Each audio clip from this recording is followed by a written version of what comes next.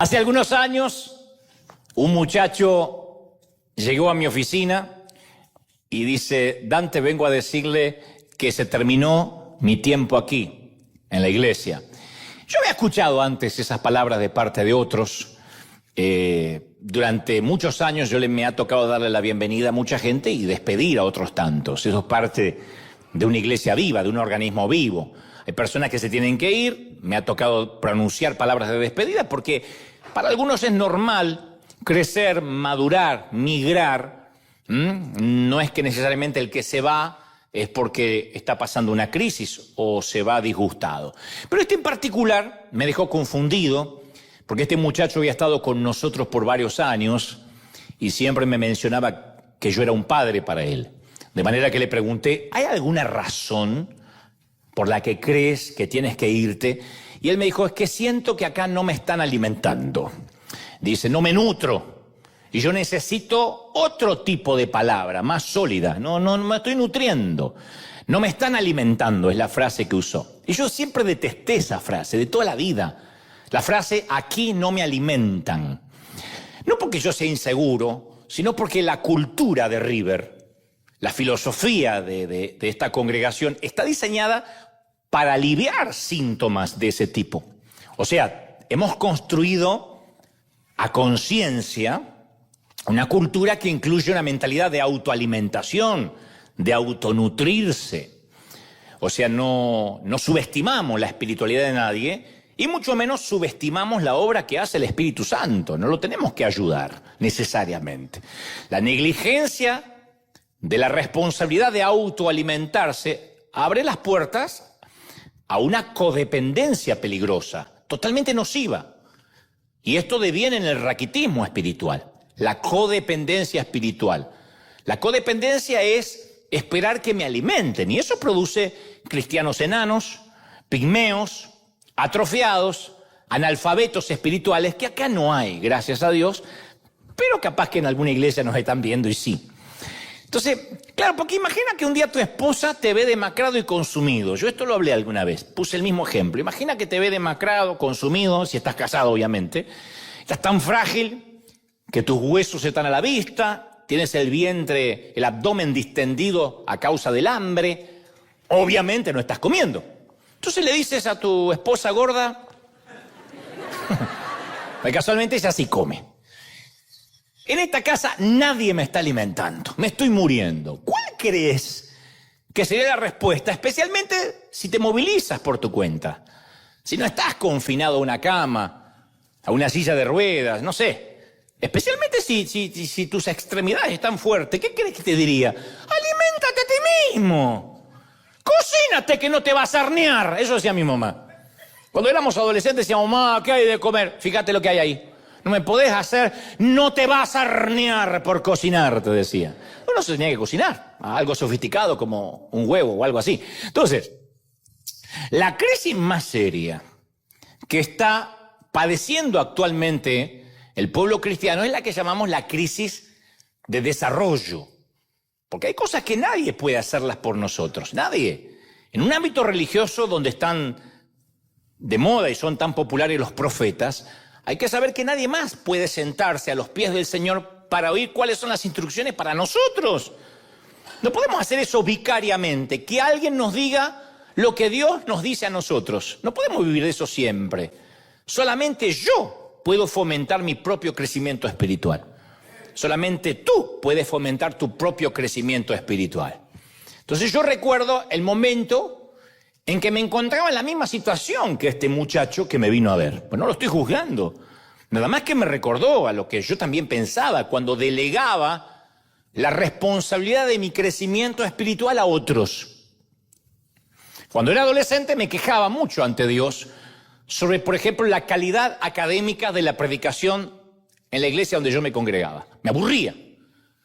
Entonces decía: Señor, en este lugar me estoy muriendo de hambre, yo quiero otra cosa, otro alimento, no me están alimentando. Siempre decía: Señor, me estoy desnutriendo. A veces espero uno que otro campamento, alguno que otro congreso para ver si me puedo alimentar, pero no puedo vivir así. Y sentí claramente la voz del Señor en mi interior que me dijo: ¿por qué culpas a los demás por tu falta de crecimiento?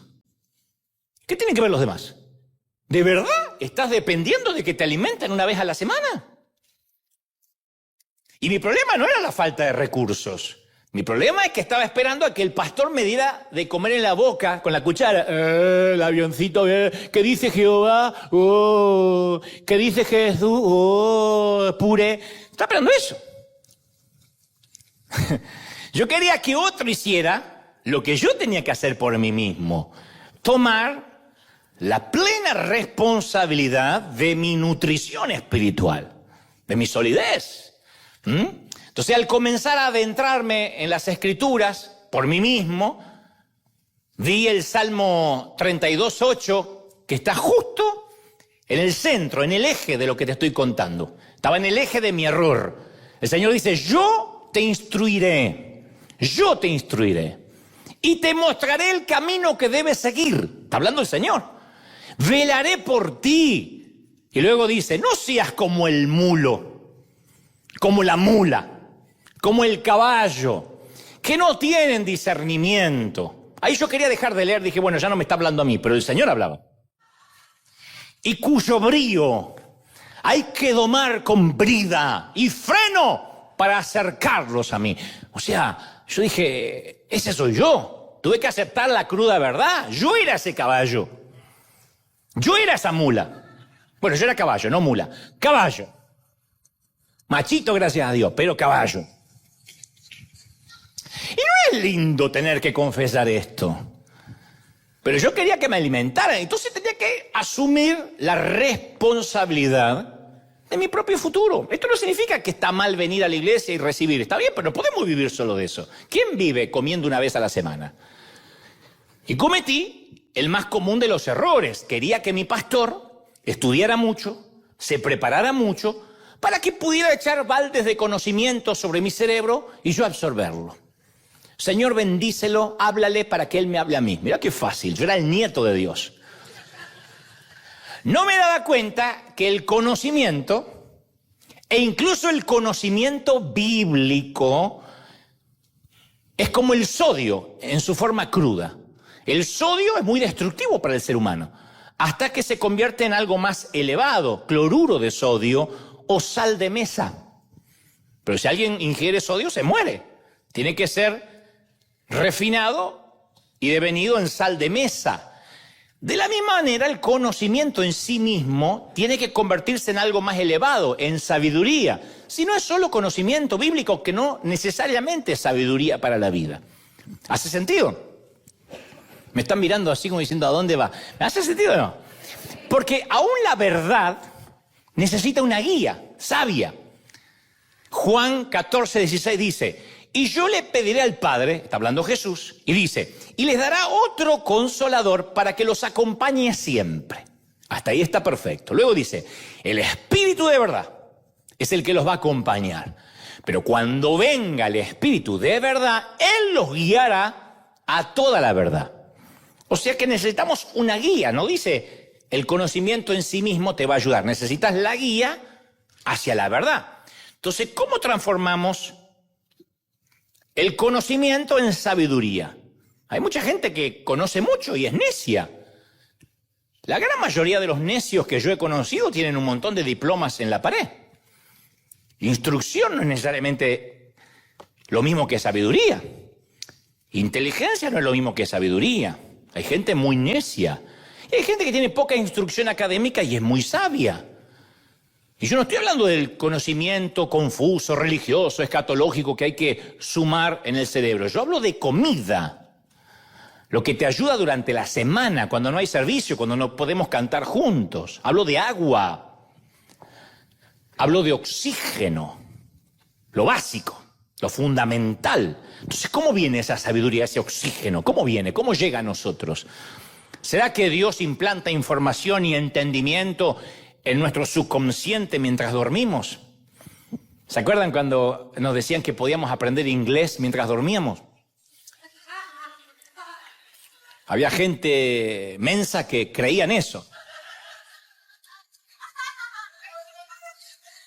Dije, qué lindo. Dice que te ponías los auriculares y decía, y entonces te iba al subconsciente y a la mañana te decían buen día, decías morning. Oh. Tu abuela, no pasa eso. ¿Será que Dios... lo hice con el alemán también, porque yo fui a un colegio alemán. Y el alemán es muy difícil para aprender. Y entonces me ponía todo en alemán toda la noche. Was sprechen Sie Deutsch? Das Leben sinken an der Schande, was machen Sie? A la mañana hacía, estornudaba en alemán. Lo único que podía hacer. Entonces, ¿qué hace Dios para darnos sabiduría? ¿Un acueducto entre el cielo y la mente? No exactamente. Pablo le advierte a su discípulo en 2 de Timoteo 3:7, le dice, hay gente, fíjate qué revelación. Pablo dice, hay gente que siempre está aprendiendo, pero nunca llegan al pleno conocimiento de la verdad. Ahí confirma nuestra teoría. Aprender no es llegar al conocimiento de la verdad, no es ser sabio. Saber la Biblia de memoria no te da sabiduría. Pablo se lo dijo a Timoteo, hay gente que todo el tiempo está aprendiendo, pero nunca alcanza el conocimiento de la verdad plena. Entonces podemos tener toda la información, sin embargo no acercarnos ni a un centímetro de la verdad. Ese es el síndrome de muchos que leen la Biblia y se saben versículos de memoria y la doctrina, pero no logran amar al prójimo y odian a quien piensa diferente a ellos. Y uno dice, ¿pero por qué se sabe tanto de la Biblia? ¿Y? No te digo que hay médicos necios, que hay dentistas necios, que hay universitarios necios. Hay gente egresada de Harvard necia. Hay gente que puede saber la Biblia escritural y teológicamente, pero no a través de la revelación de lo que la Biblia significa, no aplicarla a la dinámica de vida. Entonces en la Biblia hay dos tipos de maestros, acá, en tu Biblia y en la mía. Hay dos tipos de maestros, de mentores. La mayoría nos enseñan a través de la sabiduría. Uno puede aprender a los pies de Salomón, de Abraham, de Moisés, de David. Pero también la Biblia nos presenta maestros que nos enseñan a cómo no vivir. Entonces ahí en la Biblia incluye historias crudas, descarnadas de personas como Caín, Esaú, Acab, Jezabel, Herodes, Judas. Están acá. Y están incluidas para permitir que sus vidas, sus chillonas voces, desde acá nos griten que no cometamos los mismos errores. Judas aparece en la historia para que no cometamos los mismos errores, tomemos las mismas decisiones, las mismas malas decisiones que tomaron ellos. Entonces uno aprende de los buenos y de los malos. Y tanto de unos como de otros nos brindan poderosas lecciones de vida que nos hablan de la ventaja o de la desventaja de una mala decisión. Ventaja si fue buena la decisión, desventaja si fue mala la decisión que algunos de acá tomaron. Salomón nos recuerda que podemos aprender de lo bueno y de lo malo. En Proverbios 24:30 dice, pasé por el campo del perezoso, que no era hispano, por ahí era de otro país.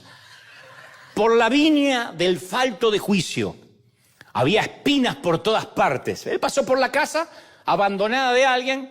Dice que la hierba cubría todo el terreno, describe Salomón. El lindero de piedras estaba en ruinas. Guardé en mi corazón todo lo observado y de lo visto saqué una lección. El sabio Salomón, de haber tenido un celular, habría sacado unas fotos y habría dicho, no me tengo que olvidar cómo la dejadez, la pereza, la suciedad y la mugre nos pueden ganar si somos necios. Y dice, y de esa casa dejada, herrumbrada, saqué una lección. O sea, si no sacamos lecciones de los necios también, estaremos desaprovechando el 50% de la sabiduría que pudiéramos aprender en la vida.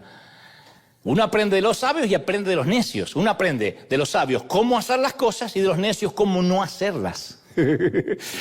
Uno aprende de un buen chef cómo cocinar bien y de un mal cocinero cómo no cocinar.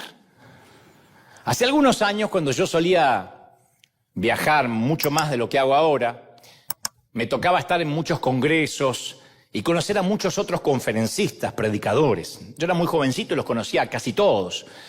Y algunos eran muy buenos, excelentes oradores, disertadores.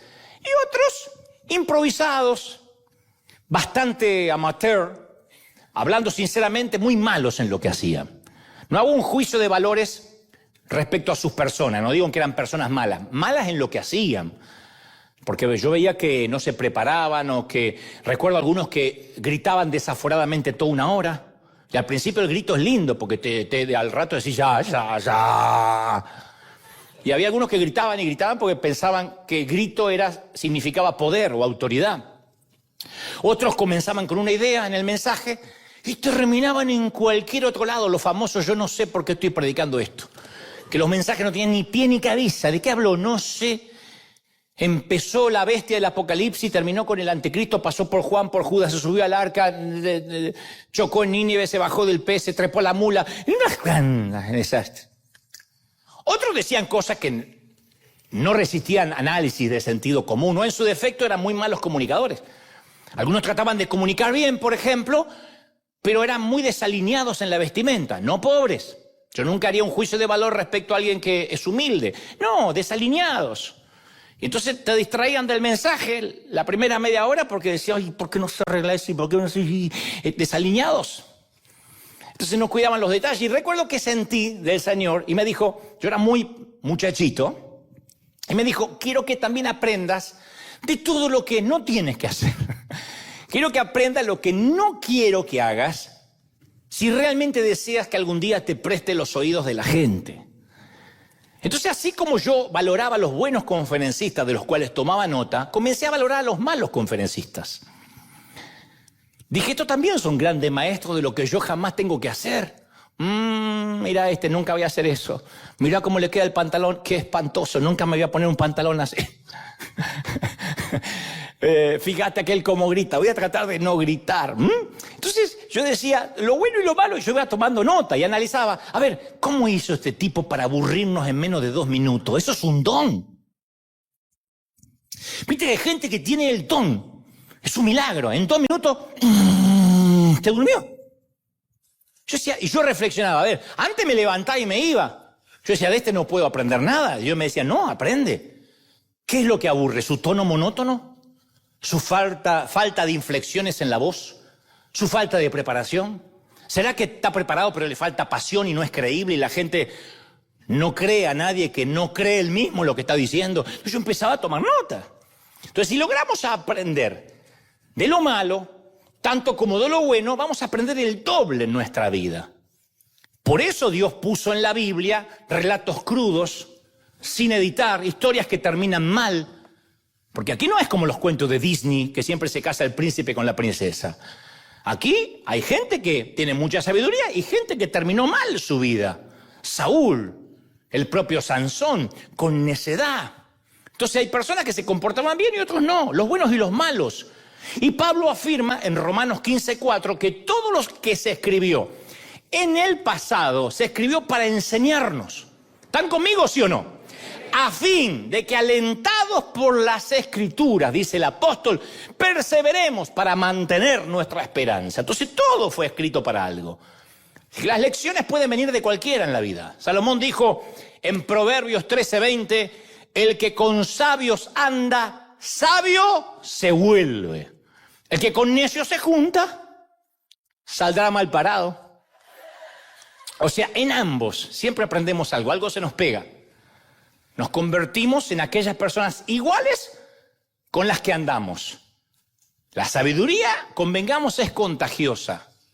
Cuando yo me reúno con alguien culto que le gusta leer y empezamos a hablar de libros, de literatura universal, a mí me dan ganas de leer. Cuando me dice, tienes que leer 100 años de soledad, cuando me lo dijeron la primera vez, tienes que leer a Gabriel García Márquez, a Neruda.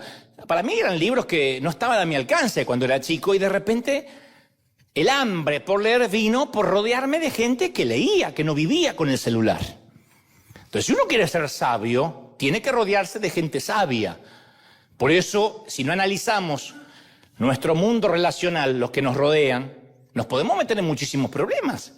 Porque las relaciones, quienes nos rodean, nuestro entorno, así como cualquier área de nuestra vida, requieren evaluación, a veces poda, refuerzo constante, a veces refinanciar algunas relaciones. Una vez te conté una frase que me decía mi abuela que después terminó siendo un mensaje que está disponible en nuestro sitio web oficial. Mi abuela decía, Dante, cuidado con quien te junta que la estupidez se pega. La abuela alemana sabía. La estupidez se pega. Yo pensaba que no. Sí. No solo la sabiduría se pega la estupidez. Aún en nuestro mundo adulto se pega. Yo hablé de esto, no es lo medular del mensaje hoy, pero me gusta hacer un repaso. Si uno trabaja en un entorno, en una fábrica, una empresa, una oficina, donde los insultos fluyen todo el día como un río contaminado, ¿se puede pegar el hablar mal? Todo el día hablan mal, todo el día es doble sentido. Y todo es con doble sentido. Todos son chistes groseros, procaces, chabacanos, torpes. ¿Se puede pegar? ¿Cómo que no? 1, 2, 3 semanas y vas a estar hablando igual. Quizá trabajes en un entorno donde lo único que importa es hacer dinero. Y todo el mundo hace dinero, invierte en la bolsa, y que compré esto y me metí en un multinivel, pero este multinivel es mejor que este otro multinivel, y mejor vende esto porque el otro, y vas a llegar a ser un diamante. Fíjate el auto que maneja aquel porque es un super, ultra, hiper, macro diamante. ¿Se puede pegar la avaricia? Yo tuve que cortar amistades que lo único que querían desde que me veían hasta que me despedían era meterme en un multinivel. Entonces, no me interesa. No, pero no es venta, no es venta, ¿Querés ganar mucha plata? ¿Querés ganar mucha plata sin hacer nada, sin mover el trasero? No, de donde yo vengo hay que trabajar.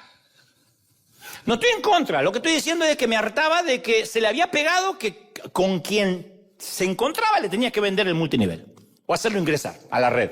¿Se puede pegar? Sí. En las fiestas, donde todos afirman que son bebedores sociales, ninguno se considera borracho.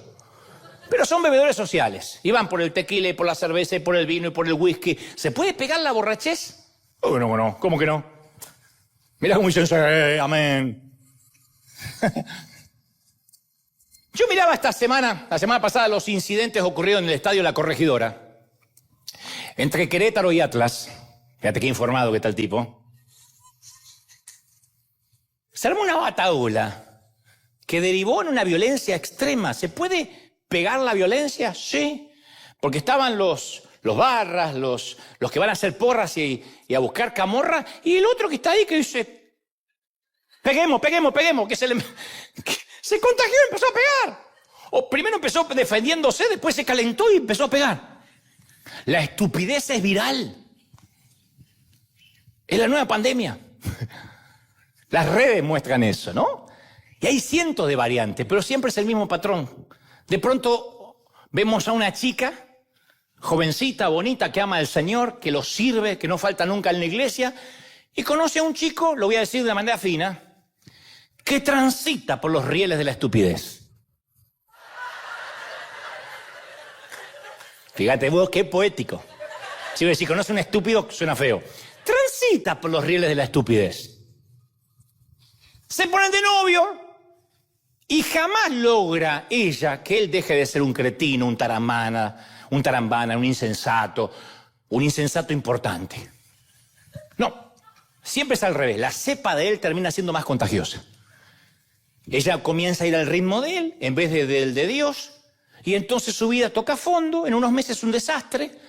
Lo más probable es que ella deje de servir, después deje de congregarse, y después aparecen fotos en las redes haciendo la misma estupidez que él. Le pasa a muchachas, le pasa a muchachos también. Cuando nos rodeamos de gente tonta, nos volvemos como ellos. Es bíblico. Y cuando nos rodeamos de gente sabia, buena, madura, se nos pega el carácter. Se nos pegan las cosas buenas.